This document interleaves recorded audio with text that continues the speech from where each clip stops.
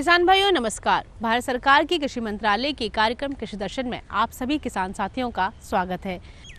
किसान साथियों, आज हमारे कृषि दर्शन कार्यक्रम का विषय है कृषि उपज मंडियों की कार्यप्रणाली और हाईटेक होती हमारी कृषि व्यवस्था। और इसके बारे में संपूर्ण जानकारी देने के लिए हमारे साथ में मौजूद हैं संजय चौधरी। आप विपणन अधिकारी है कृषि उपज मंडी समिति बहरौर से। मैं आज आपको मंडी की कार्यप्रणाली के बारे में बताना चाहूँगा और कैसे किसान भाई मंडी के ऊपर, समिति के ऊपर विश्वास कर सकते हैं।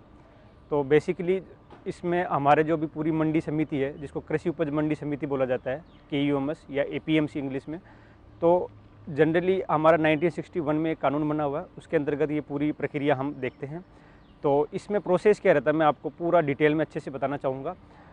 जब भी किसान या फार्मर जो FPO होता है, फार्मर प्रोड्यूस ऑर्गेनाइजेशंस, वो अपनी उपज पैदा करते हैं तो वो उसको मंडी में लाते हैं। मंडी में जो अल्टीमेट जो उद्देश्य है वो ये है कि किसान भाइयों को एक प्लेटफॉर्म मिल जाए, जितने भी मार्केट एरिया में जो किसान हैं उनको एक प्लेटफॉर्म मिल जाए, सही उनको ऑक्शन या बोली मिले और सही किसान को भाव मिले, ताकि किसानों को हम जो हमारा प्रधानमंत्री का जो उद्देश्य है फार्मर्स की इनकम डबल करना, वो पूरा किया जा सके।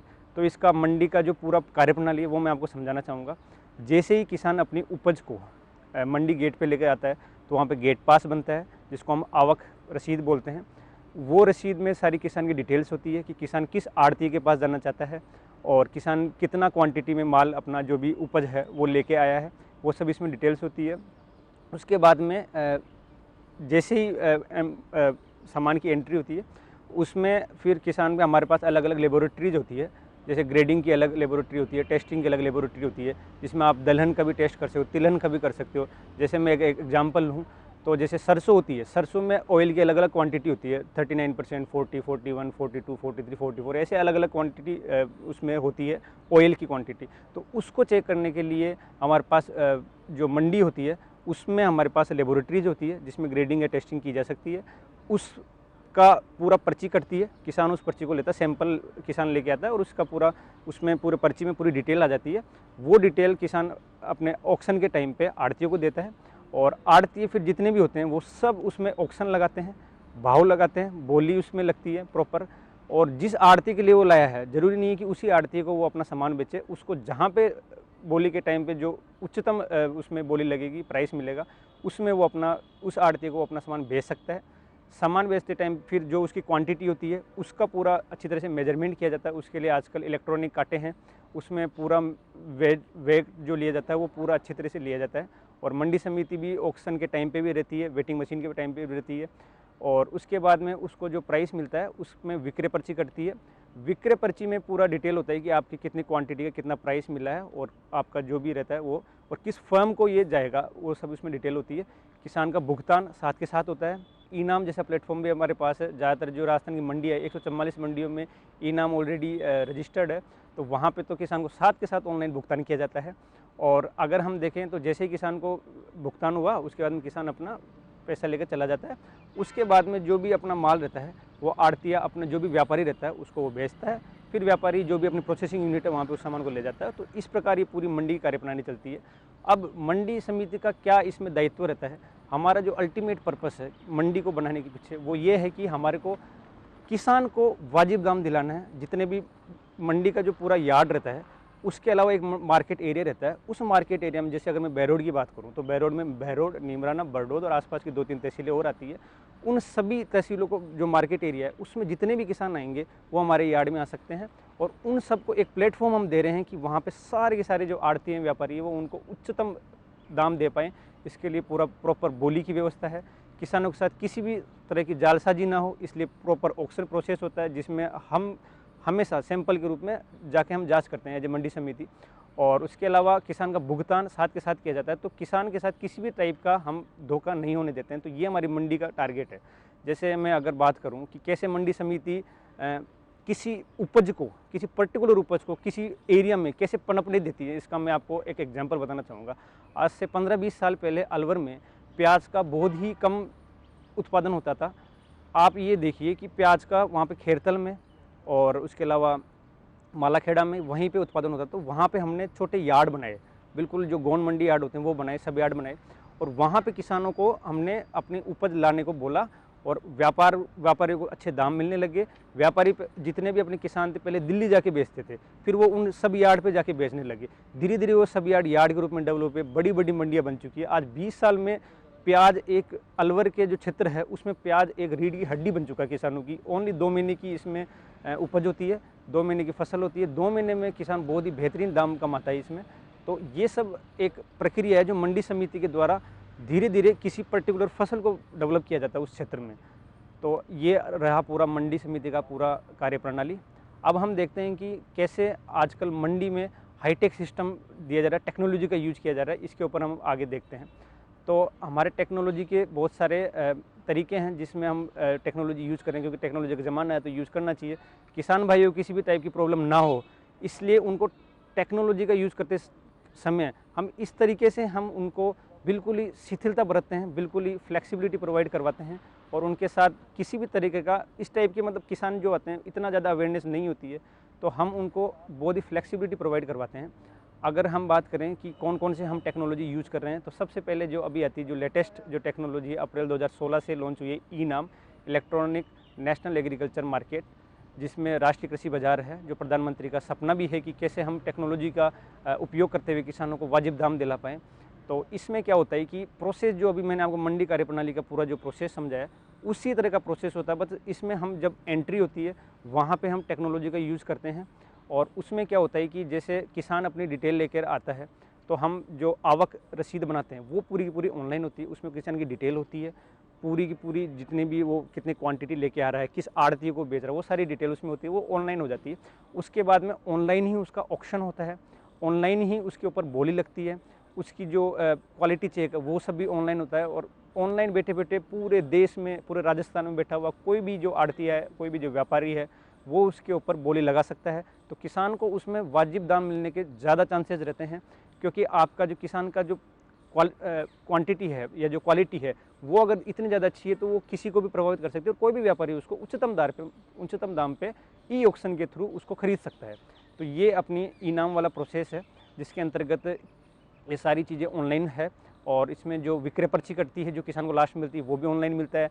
और उसका साथ के साथ ऑनलाइन या फिर ऑफलाइन जैसे भी आप पेमेंट करना चाहो वो कर सकते हैं, बट इसमें भुगतान साथ के साथ करना होता है। तो किसान को साथ के साथ एक ही दिन में उसकी जो उपज वो लेके आता है तो उसका भुगतान भी उसको मिल जाता है। तो ये तो इनाम हुआ। उसके अलावा अगर हम बात करें तो ऑक्शन जो होता है उसकी जो रेट्स है, पूरे राजस्थान में जो ऑक्शन की रेट्स है वो पूरी की पूरी ऑनलाइन दिखाई जाती है। तो यहाँ पे हम टेक्नोलॉजी का यूज़ करते हैं।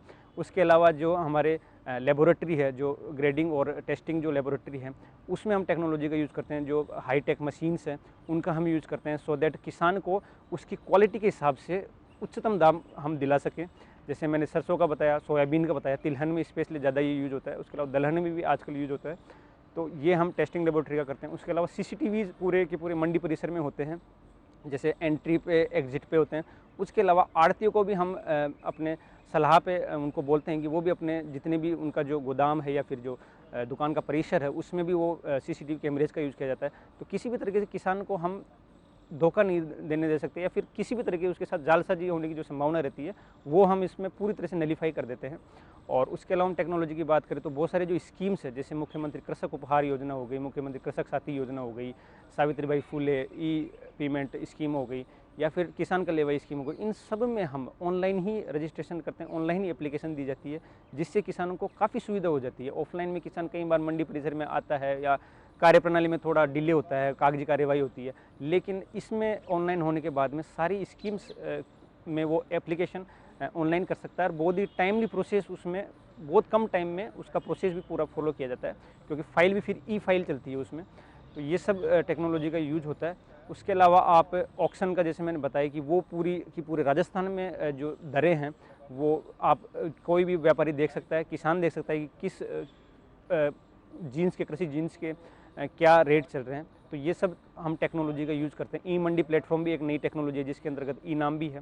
तो ये सब टेक्नोलॉजी का यूज़ आजकल हम मंडी के द्वारा, जो हमारी कृषि उपज मंडी समिति है APMC, उसके द्वारा इन सब टेक्नोलॉजी का इंक्लूजन करके हम जो किसान हैं उनको, हम जो ज़मींदार हैं उनको हम उचित दाम पे रेट दिलाना हम कर रहे हैं। इसमें ट्रांसपेरेंसी बढ़ी है, किसान की जो रीच है, पूरी जो एक्सेसिबिलिटी है वो बढ़ी है।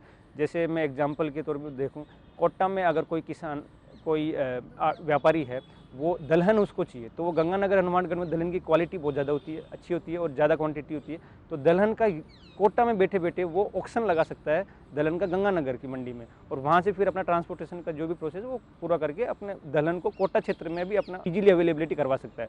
तो ये सब प्रोसेस टेक्नोलॉजी का ही परिणाम है, और टेक्नोलॉजी का ही परिणाम है कि हम किसानों की जो फार्मर्स की जो इनकम है वो डबल करने के लिए ड्रोन वाली पॉलिसी जो गवर्नमेंट के द्वारा लाई गई है, राजस्थान सरकार की जो अलग अलग पॉलिसीज़ हैं, तो ये सब पॉलिसी का यूज करके हम किसानों को उच्चतम दाम पर प्राइस दिलाने की पूरी व्यवस्था कर रहे हैं। तो ये हमारा APMC का पूरा कर्तव्य है, और हम APMC की तरफ से किसानों को, हम किसान भाइयों को भरोसा दिलाते हैं कि किसी भी टाइप की कोई भी समस्या आए तो हमारा जो हेल्पलाइन नंबर आप उस पर कॉल कर सकते हैं, मंडी परिसर में जाके अपनी शिकायत दर्ज करवा सकते हैं। इनाम अप्रैल 2016 में प्रधानमंत्री के द्वारा लॉन्च की हुई स्कीम है, जो कि कृषि उपज मंडी समिति APMC के द्वारा इनाम का प्रोसेस पूरा हैंडल किया जाता है। राजस्थान की 144 मंडियों में इनाम का ऑलरेडी अधिकृत की जा चुकी है, और वहाँ पे इनाम का पूरा प्रोसेस कम्प्लीटली अभी संचालित किया जा रहा है। अगर मैं इनाम की बात करूँ तो किसान को इसमें किसी भी टाइप की समस्या नहीं होती। जनरली क्या होता है कि किसान भाइयों को ऐसा लगता है कि यार इसमें टेक्नोलॉजी यूज हो रही है तो पता नहीं कैसा क्या होगा। बिल्कुल भी घबराने की बिल्कुल भी ज़रूरत नहीं है। इनाम की प्रक्रिया बहुत ईजी है। किसान जब भी आपका एंट्री गेट पे आता है तो वहाँ पे उसको डिटेल्स उसको भरनी होती है, वहाँ पे पंजीकरण कराना पड़ता है, आवक रसीद उसकी कटती है, उसमें जो भी चीज़ें होती है उसको डिटेल्स, जैसे कि वो कितनी क्वांटिटी लेके आ रहा है, किस आड़ती के पास वो सामान लेके जा रहा है, और किस फर्म के पास वो सामान को बेचना चाह रहा है, वो सब इसमें डिटेल्स होती है, वो सब उसमें भरनी होती है।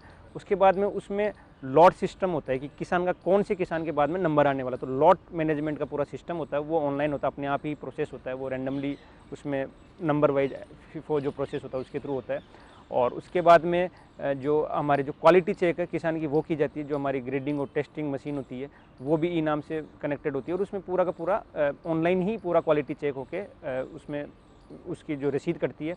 उसके बाद में ऑक्शन का प्रोसेस होता है, वो भी हमारा ऑनलाइन होता है, और अलग अलग आड़ती पूरे राजस्थान में बैठ के, पूरे इंडिया में बैठे हुए जितने भी अपने आड़ती हैं व्यापारी है वो उसमें इनाम के थ्रू ऑक्शन कर सकते हैं। अगर उनको किसान की फसल की क्वालिटी बहुत ज़्यादा अच्छी लग रही है तो आप कहीं भी बैठ के ऑक्शन कर सकते हो, और उसको वाजिब दाम मिलना रहता है, और इसमें उच्चतम दाम मिलने के पूरे ज़्यादा ऑफलाइन प्रोसेस की तुलना में ऑनलाइन प्रोसेस में ज़्यादा चांसेज रहते हैं। तो ये पूरा इनाम प्रोसेस है। उसके बाद में जब किसान का पूरा का पूरा ऑक्शन हो जाता है, उसके बाद में क्वालिटी चेक होने के बाद में, ऑक्शन होने के बाद में क्वांटिटी मेजरमेंट होता है, वो भी ऑनलाइन ही होता है, उसमें पूरी डिटेल्स उसमें आ जाती है।